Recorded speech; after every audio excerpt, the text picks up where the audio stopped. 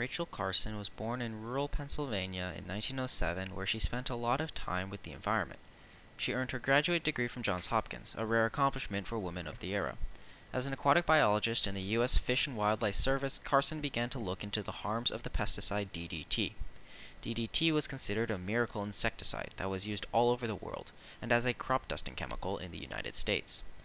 Carson's well-researched book on the restrictions of pesticides, Silent Spring, was met by a well-funded campaign by the chemical industry to discredit her. After congressional hearings in a newly formed grassroots environmentalist movement, President Kennedy ordered an investigation of pesticides, and President Nixon created the Environmental Protection Agency, which later banned the domestic use of DDT in 1972. Carson's legacy lives on in the environmentalist movement and is credited for raising the concerns of Americans and Europeans about industry-backed science.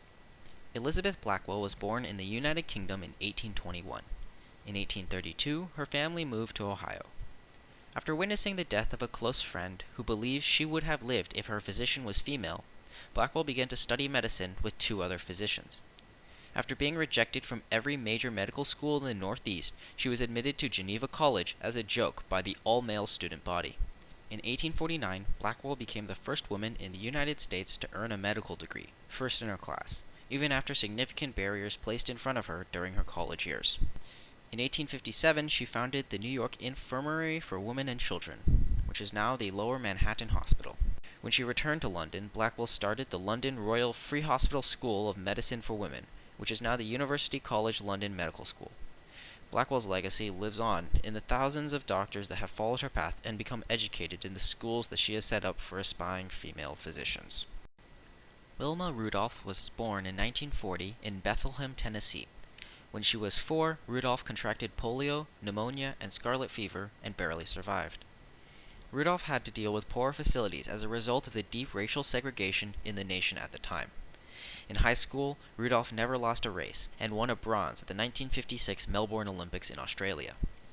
In the 1960 Rome Olympics, Rudolph went on to win all 3 of her golds in the 100-meter dash, 200-meter dash, and 400-meter dash, as well as tie one other record and set the 200-meter record. She was the first American woman of any race to do so. By Rudolph's wish, her return parade in Clarksville was the first non-segregated public event in the city's history. She lectured about athletics, set up the Wilma Rudolph Foundation for Amateur Athletes, and helped run inner-city athletics. Rudolph's sport legacy lives on in the thousands of athletes that have followed her path and the millions more who were shown that race does not define who they are. Thank you.